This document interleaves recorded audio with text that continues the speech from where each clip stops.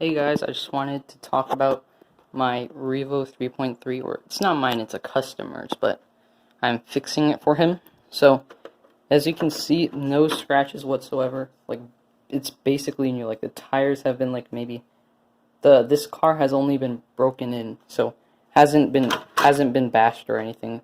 It hasn't even been run.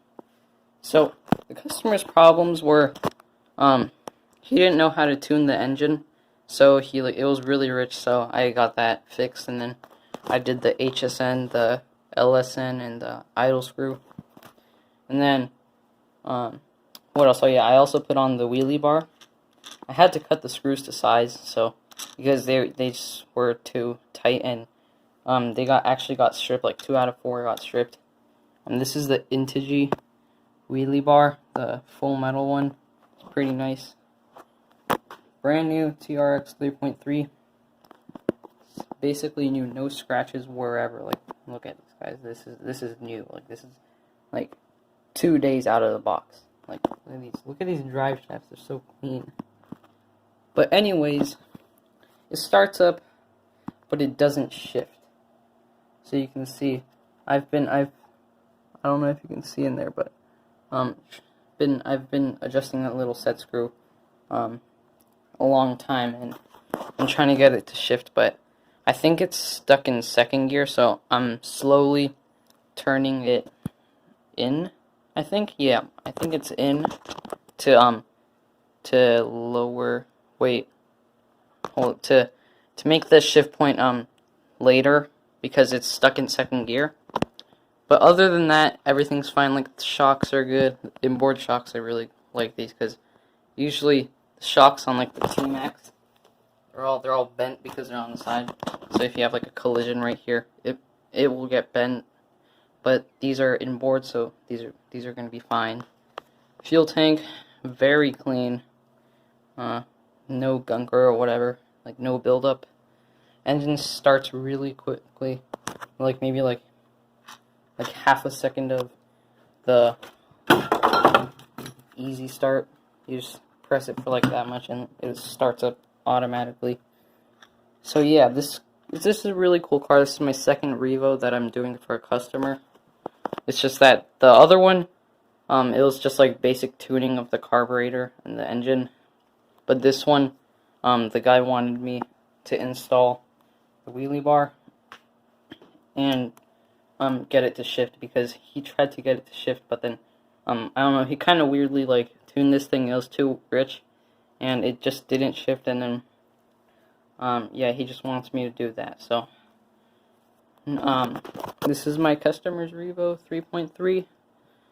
Trying to get it to shift, so I'm gonna go outside because I just charged the batteries.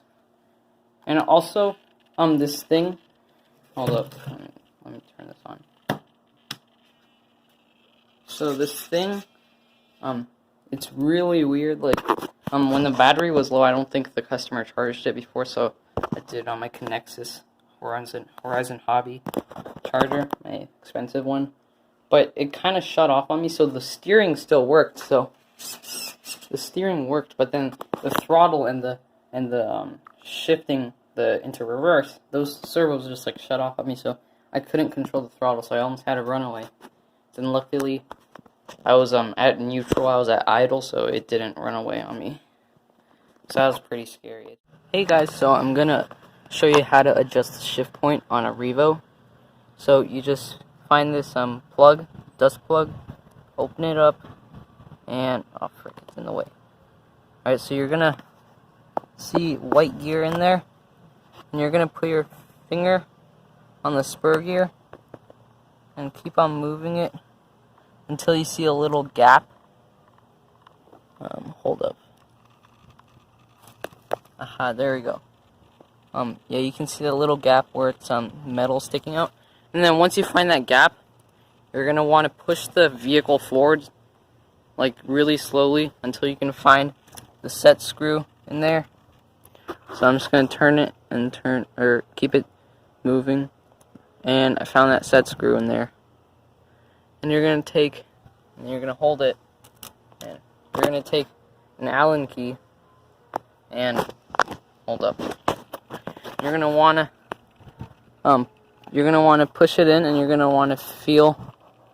And now it's in there. I can feel it in there, but you're gonna want to turn it in, so clockwise, for later shift points, because it's pushing the spring, so it's compressing the spring, so it's making it harder, so it has to have a higher RPM to flick out. So that's, you turn clockwise to make the shift later, and then you turn counterclockwise to make it shift earlier. So in my case, I'm just gonna have to turn it clockwise because it's stuck in second gear. So do quarter of a turns, and then once you start getting it, like you can hear the shift, do eighth of a turn and then 16th of a turn. Just like, don't waste your time doing 16th of a turns each, because it's gonna take forever, and you're gonna probably like use so much fuel doing that. So I'm just gonna do quarter of a turn, take it out. Remember always to put the plug back on even when you're just gonna run it for one lap.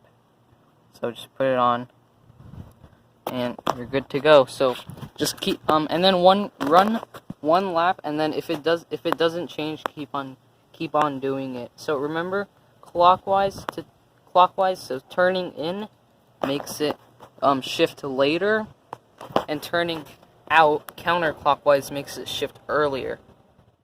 Hey guys, so quick update. I was trying to get I was trying to adjust the shift point on this using the Allen key and opening this up, and I was trying to do it for like an hour and it still wouldn't move. So the first thing you want to do is always check your spur gear doesn't slip. So the customer on his it was stock, like it was new, it was way too loose, so it was in first gear, but it felt and it looked like it was in second gear because it was so slow, because it kept on slipping. So always make sure to tighten this this nut right here, the silver nut, and tighten it all the way. So if it's too loose, sometimes instead of tightening, it'll stay on the axe or the shaft, and this thing will actually move when you try to grip this and then use a little wrench to move it. This thing will actually start moving, and then this thing will stay in place, so it's not tightening anything. So what you want to do is, instead of having that, put your Allen key through this hole right here on this shaft. Oh frick. You just want to turn the spur until you find that hole, and then you're going to want to put your Allen key through that.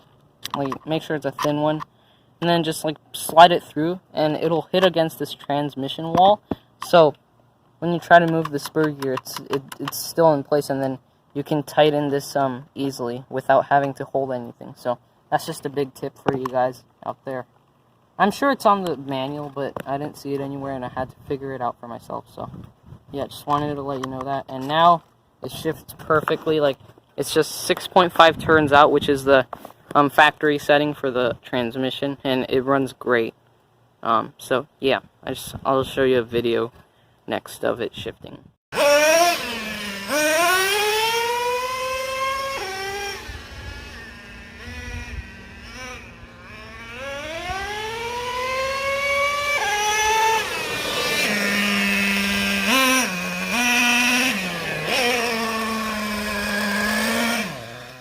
Thanks for watching all the way to the end, guys.